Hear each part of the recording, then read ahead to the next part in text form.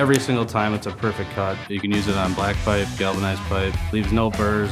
The ease of having one tool to cut black pipe was very nice. It helps me be a lot quicker and more efficient. All I have to do is cut it, sand it down real quick, and then put my mega press fitting on. The tool itself helps me reach into tight spaces, not trying to force fit a bandsaw or running the risk of using a sawzall and damaging surrounding plumbing.